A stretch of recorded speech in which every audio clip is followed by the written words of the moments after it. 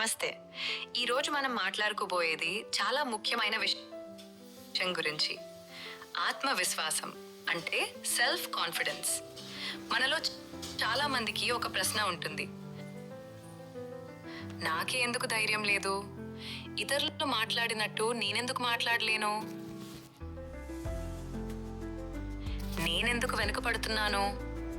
నిజం చెప్పాలంటే ఆత్మవిశ్వాసం ఎవరికి పుట్టుకతో రాదు. అది ఒక రోజు ఏర్పడేది కాదు. అది ప్రతిరోజు మనతో మనం ఎలా మాట్లాడుకుంటామో అదే నిర్ణయిస్తుంది. చిన్న ఉదాహరణ చెప్తాను. ఒక చిన్న పిల్లాడు నడవడం నేర్చుకునేటప్పుడు ఎన్నిసార్లు పడతాడు? పడినా అతడు ఆగిపోతాడా? లేదు, మళ్ళీ లేస్తాడు, మళ్ళీ ప్రయత్నిస్తాడు.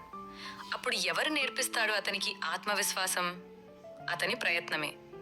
మన జీవితంలో కూడా అంతే. మనమే మనల్ని తక్కువగా అనుకుంటే ప్రపంచం మనల్ని ఇంకా తక్కువగా చూస్తుంది.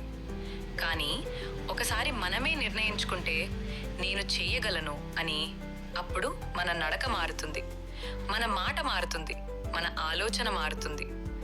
ఆత్మవిశ్వాసం అంటే భయం లేకపోవడం కాదు, భయం ఉన్నా కూడా ముందుకు వెళ్ళడం.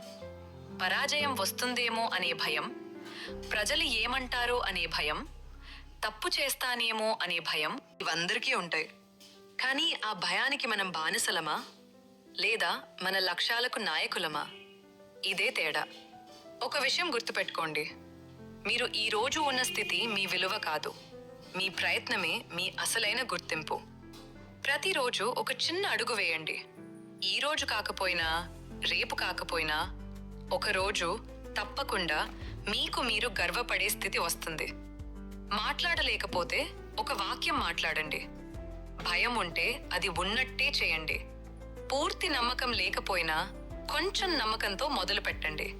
ఎందుకంటే ఆత్మవిశ్వాసం విజయం వచ్చిన తర్వాత రాదు, ప్రయత్నం చేసినప్పుడు వస్తుంది.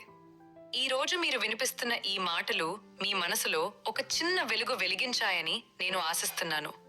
మీ మీద నమ్మకం పెట్టుకోండి. మీ ప్రయాణం విలువైనది. మళ్ళీ ఇంకొక మంచి విషయంతో మనం కలుద్దాం. ధన్యవాదాలు.